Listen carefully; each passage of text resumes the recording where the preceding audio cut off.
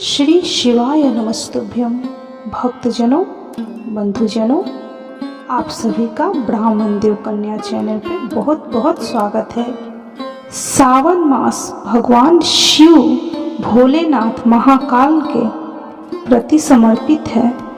इस माह में शिव महापुराण की कथा सुनना, साक्षात भोलेनाथ से आशीर्वाद प्राप्त करना है।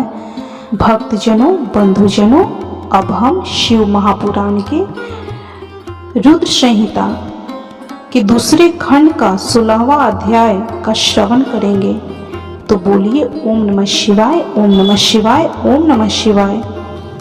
ब्रह्मा जी बोले, श्री विष्णु सहित अनेक देवी देवताओं और ऋषि मुनियों द्वारा की गई स्तुति सुनकर सृष्टिकर्ता शिव जी ने प्रसन्नता पूर्वक हम सबके सामने आगमन का कारण पूछा। रुद्रदेव बोले, हे हरे, हे देवताओं और महर्षियों, मुझे अपने कैलाश पर आगमन के विषय में बताइए।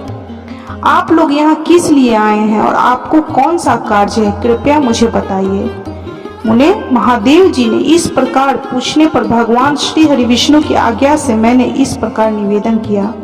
मैं बोला, हे देवाधिदेव महादेव करुणा सागर, हम सब यहाँ आपकी सहायता मांगने के लिए आए हैं। भगवान, हम तीन होते हुए भी एक हैं। सृष्टि के चक्र को नियमित तथा सुचारू रूप से चलाने के लिए हम एक दूसरे के सहयोगी की तरह कार्य करते हैं। हम एक दूसरे के सहायक हैं। हम तीनों के परस्पर सहयोग के फल स्वरूप ही जगत के सभी कार्य संपन्न होते हैं। महेश्वर, कुछ असुरों का वध आपके द्वारा, कुछ असुरों का वध मेरे द्वारा तथा कुछ असुरों का वध श्री हरि विष्णु द्वारा निश्चित है।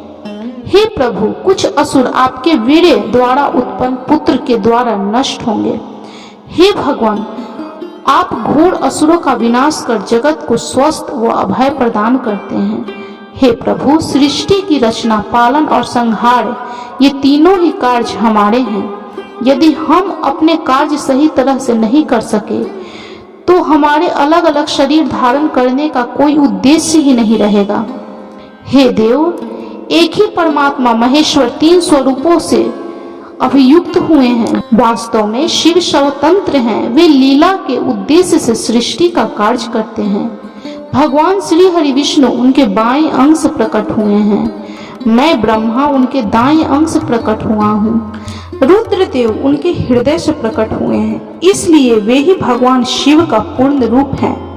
उनकी आज्ञा के अनुसार मैं सृष्टि की रचना और श्री हरि विष्णु जी जगत का पालन करते हैं।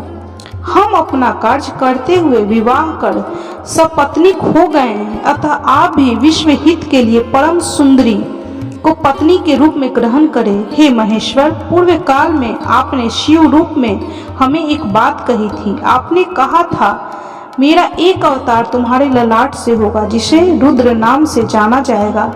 तुम ब्रह्मा सृष्टिकर्ता होगे, भगवान श्री हरि विष्णु जगत का पालन करेंगे और मैं शिव शगुन रुद्र रूप संहार करने वाला बनूंगा। एक स्त्री के साथ विवाह करके लोक के कार्यों की सिद्धि करूंगा।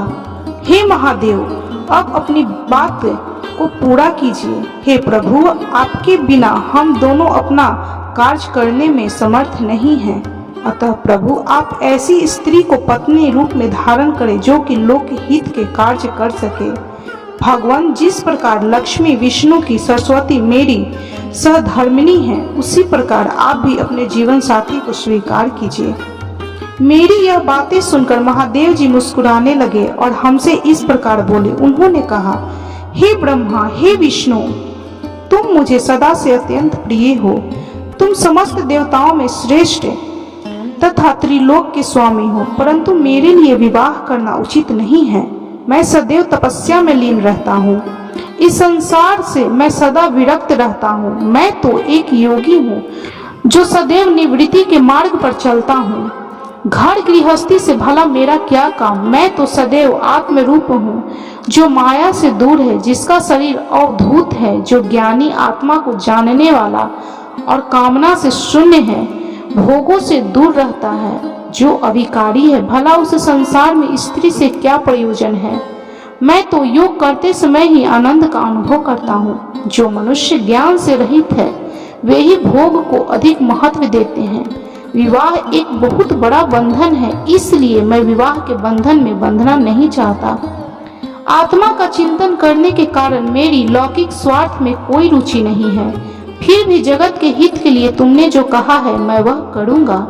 तुम्हारे कहे अनुसार मैं विवाह अवश्य करूँगा, क्योंकि मैं सदा अपने भक्तों के वश में रहता हूँ।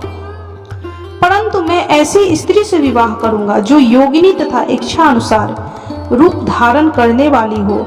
जब मैं योग साधना करूँ तो वह भी योगिनी हो जाए, और जब मैं कामासक्त हूँ तब वह कामिनी बन जाए। ऐसी स्त्री ही मुझे पत्नी रूप में स्वीकार्य होगी। मैं सदैव शिव चिंतन में लगा रहता हूँ। जो स्त्री मेरे चिंतन में विघ्न डालेगी वह जीवित नहीं रह सकेगी। मैं विष्णु और ब्रह्मा हम सभी शिव के अंश हैं, इसलिए हम सदा ही उनका चिंतन करते हैं। उनके चिंतन के लिए मैं बिना विवाह किए रह सकता हूँ। अतः मुझे ऐसी पत्नी प्रदान कीजिए जो मेरे अनुसार ही कार्य करे। यदि वह स्त्री मेरे कार्यों में विघ्न डालेगी तो मैं उसे त्याग दूंगा। विवाह हेतु शिव की स्वीकृति पाकर मैं और विष्णु जी प्रसन्न हो गए। फिर मैं विनम्रता पूर्वक भगवान शिव जी से बोला कि हे नाथ, हे महेश्वर प्रभु, आपको जिस प्रकार की स्त्री की आवश्यकता है ऐसी ही स्त्री के विषय में सुनो। हे प्रभु, भगवान शिव की पत्नी उमा ही विभिन्न अवतार धारण करके पृथ्वी पर प्रकट होती हैं और सृष्टि के विभिन्न कार्यों को पूरा करने में अपना सहयोग प्रदान करती हैं। उन्हीं देवी उमा ने लक्ष्मी का रूप धारण कर श्री हरि को वरा सरस्वती रूप में मेरी अर्धांगिनी बनी। अब वही देवी लोक हित के लिए अपने तीसरे अवतार में अवतरित हुई हैं। उमा देवी प्रजापति दक्ष की कन्या के रूप में अवतार लेकर आपको पति के रूप में पाने की इच्छा के लिए घोर तपस्या कर रही हैं। उनका नाम देवी सती है। सती ही आपकी भार्या होने की योग्य हैं। वे महातेजस्विनी ही आपको पति के रूप में प्राप्त करेंगे। हे भगवान, आप उनका कठोर तपस्या को पूर्ण करके उन्हें फल स्वरूप वरदान प्रदान करिए। उनकी तपस्या का प्रयोजन आपके पति रूप में प्राप्त करना ही है। अतः प्रभु, आप देवी सती की मनोकामना को पूरा कीजिए। हम सभी देवी देवताओं की यही इच्छा है। हम आपके विवाह का उत्सव देखना चाहते हैं। आपका विवाह तीनों लोकों को सुख प्रदान करने तथा सभी के लिए मंगलमय होगा। तब भगवान शिव जी बोले, आप सबकी आज्ञा मेरे लिए सबसे ऊपर है, क्योंकि मैं सदैव अपने भक्तों के अधीन हूँ। आपकी इच्छा के अनुसार मैं देवी सती द्वारा तपस्या पूरी करके उनसे विवाह अवश्य करूँगा। भगवान शिव के ये वचन सुनकर हम सभी बहुत प्रसन्न हुए और उनसे आज्ञा लेकर अपने अपने धाम को चले गए। ब्रह्मा जी कहते हैं कि हे नारद, सती ने आश्विन मास के शुक्ल पक्ष की अष्टमी को उपवास किया। नंदा व्रत के पूरे होने पर जब वे भगवान शिव के ध्यान में मग्न थी तो भगवान शिव ने उन्हें प्रत्यक्ष दर्शन दिए। भगवान शिव का रूप अत्यंत मनोहारी था। उनके 5 मुख थे और प्रत्येक मुख में 3 नेत्र थे। मस्तक पर चंद्रमा शोभित था। उनके कंठ में नील चिन्ह था। उनके हाथ में त्रिशूल, ब्रह्मा कपाल, वर तथा अभय था। उन्होंने पूरे शरीर पर भस्म लगा रखी थी। गंगा जी उनके मस्तक की शोभा बढ़ा रही थी। उनका मुख करोड़ों चंद्रमाओं के समान प्रकाशमान था। सती ने उन्हें प्रत्यक्ष रूप से अपने सामने पाकर उनके चरणों की वंदना की। उस समय लज्जा और शर्म के कारण उनका सिर नीचे की ओर झुका हुआ था। तपस्या का फल प्रदान करने के लिए शिव जी बोले, उत्तम व्रत का पालन करने वाली वे दक्ष नंदिनी, मैं तुम्हारी तपस्या से बहुत प्रसन्न हूँ, इसलिए तुम्हारी मनोकामनाओं को पूरा करने के लिए स्वयं यहाँ प्रकट हुआ हूँ। अतः तुम्हारे मन में जो भी इच्छा है, तुम्हारी जो भी कामना है, जिसके वशीभूत होकर तुमने इतनी घोर तपस्या की है, वह मुझे बताओ, मैं उसे अवश्य ही पूर्ण करूँगा। ब्रह्मा जी कहते हैं कि हे मुनीश्वर, जगदीश्वर महादेव जी ने सती के मनोभाव को समझ लिया था। फिर भी वे सती से बोले कि देवी वर मांगो। देवी सती शर्म से सिर झुकाए थी। वे चाह कर भी कुछ नहीं कह पा रही थी। भगवान शिव के वचन सुनकर सती प्रेम में मग्न हो गई थी। शिव जी बार बार सती से वर मांगने के लिए कह रहे थे। तब देवी सती ने महादेव जी से कहा, हे वर देने वाले प्रभु, मुझे मेरी इच्छा के अनुसार ही वर दीजिए। इतना कहकर देवी चुप हो गई। जब भगवान शिव ने देखा कि देवी सती लज्जावश कुछ कह नहीं पा रही हैं, तो वे स्वयं उनसे बोले कि हे देवी, तुम मेरी अर्धांगिनी बनो। यह सुनकर सती अत्यंत प्रसन्न हुई, क्योंकि उन्हें अपने मनोवांछित फल की प्राप्ति हुई थी। वे हाथ जोड़कर और मस्तक को झुकाकर भक्तवत्सल शिव के चरणों की वंदना करने लगी। सती बोली, हे देवाधिदेव महादेव प्रभु, आप मेरे पिता को कहकर वैवाहिक विधि से मेरा पाणी ग्रहण करें। ब्रह्मा जी बोले, नारद, सती की बात सुनकर शिव जी ने उन्हें यह आश्वासन दिया कि ऐसा ही होगा। तब देवी सती ने भगवान शिव को हर्ष एवं मोह से देखा और उनसे आज्ञा लेकर अपने पिता के घर चली गईं। भगवान शिव कैलाश पर लौट गए और देवी सती का स्मरण करते हुए उन्होंने मेरा चिंतन किया। शिव जी के स्मरण करने पर मैं तुरंत कैलाश की ओर चल दिया। मुझे देखकर भगवान शिव बोले, ब्राह्मण दक्ष कन्या सती ने बड़ी भक्ति से मेरी आराधना की है। उनके नंदा व्रत के प्रभाव से और आप सब देवताओं की इच्छाओं का सम्मान करते हुए मैंने देवी सती को उनका मनोवांछित वर प्रदान कर दिया है। देवी ने मुझसे यह वर मांगा है कि मैं उनका पति हो जाऊं। उनके वर के अनुसार मैं सती को अपनी पत्नी के रूप में प्राप्त करने का वर दे दिया है। वर प्राप्त करके वे बड़ी प्रसन्न हुई तथा उन्होंने मुझसे प्रार्थना की है कि मैं उनके पिता प्रजापति दक्ष के समक्ष देवी सती से विवाह का प्रस्ताव रखूं और पानी ग्रहण कर उनका वरण करूं। उनके विनम्र अनुरोध को मैंने स्वीकार कर लिया है, इसलिए मैंने आपको यहाँ बुलाया है कि आप प्रजापति दक्ष के घर जाकर उनसे देवी सती का कन्यादान मुझसे करने का अनुरोध करें। भगवान शिव की आज्ञा से मैं बहुत प्रसन्न हुआ और मैंने उनसे कहा, भगवान, मैं धन्य हो गया जो आपने हम सभी देवी देवताओं के अनुरोध को स्वीकार कर देवी सती को अपनी पत्नी बनाना स्वीकार करके और इस कार्य को पूरा करने के लिए मुझे चुना है। मैं आपकी आज्ञा अनुसार अभी प्रजापति दक्ष के घर जाता हूँ और उन्हें आपका संदेश सुनाकर देवी सती का हाथ आपसे आपके लिए मांगता हूँ। यह कहकर मैं वेगशाली रथ से दक्ष के घर की ओर चल दिया। नारद जी ने पूछा, हे पितामह, पहले आप मुझे यह बताइए कि देवी सती के घर लौटने पर क्या हुआ? दक्ष ने उनसे क्या कहा और क्या किया? ब्रह्मा जी नारद जी के प्रश्न का उत्तर देते हुए बोले कि जब देवी सती तपस्या पूर्ण होने पर अपनी इच्छा के अनुरूप भगवान शिव से वर पाकर अपने घर लौटी तो उन्होंने श्रद्धा पूर्वक अपने माता पिता को प्रणाम किया।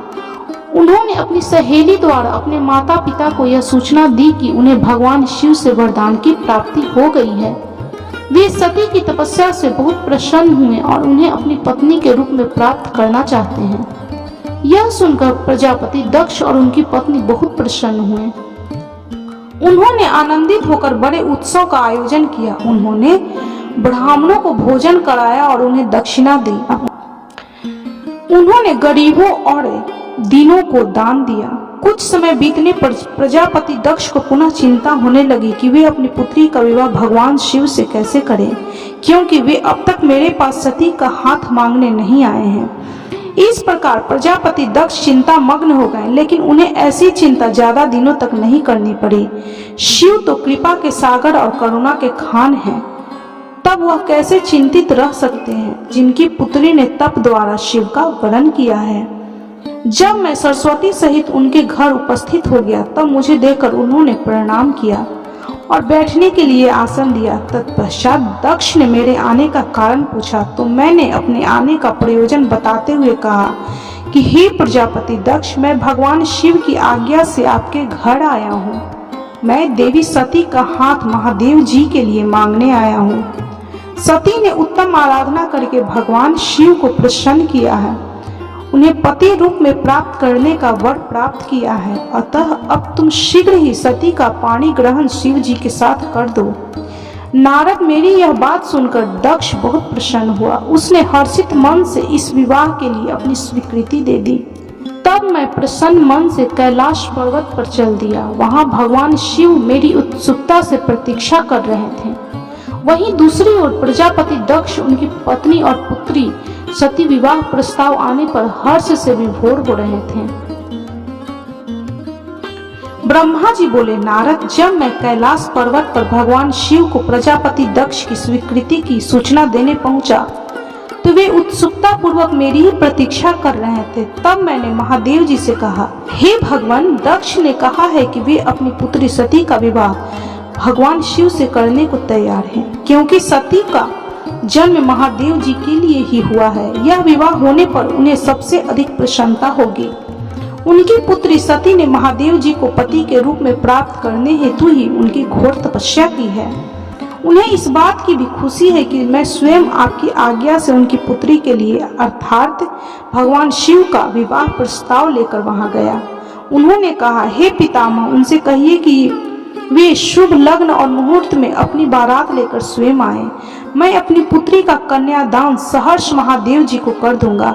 हे भगवान, दक्ष ने मुझसे यह बात कही है, इसलिए आप शुभ मुहूर्त देखकर शीघ्र ही उनके घर चलें और देवी सती का वरण करें।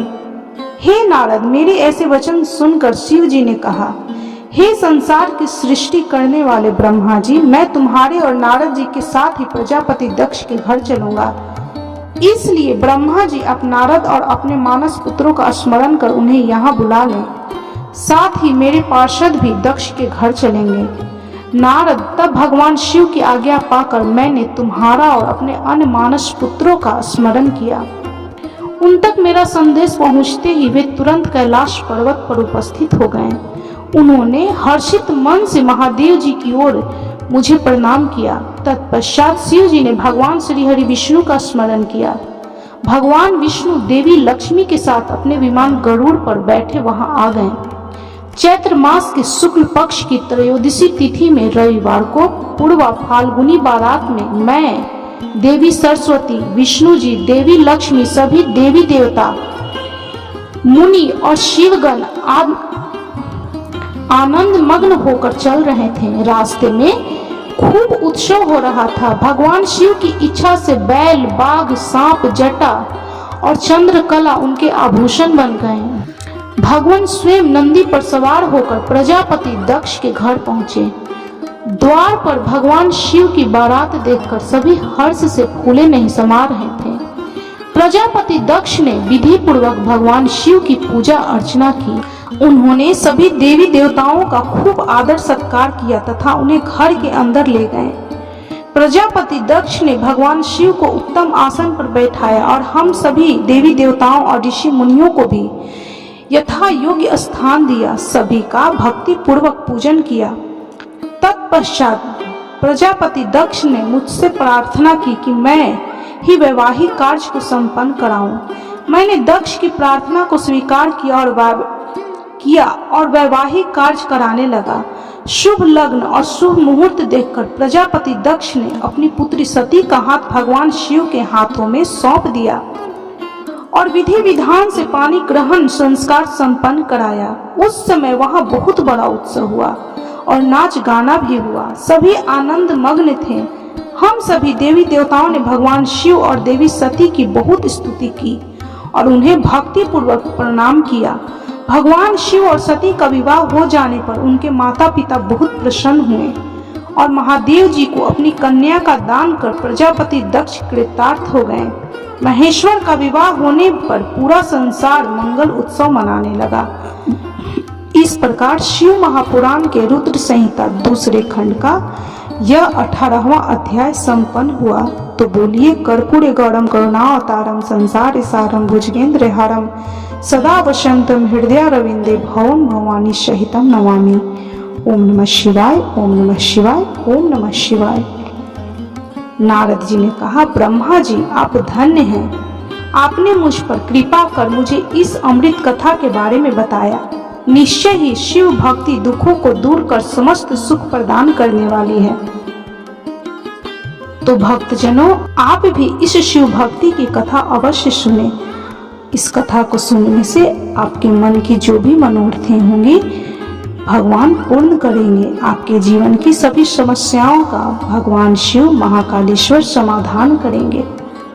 तो बोलिए कर्पूर गौरम करुणावतारम संसार सारम भुजगेंद्र हारम सदा वसंतम हृदय रविंदे भवम भवानी सहितम नमामि।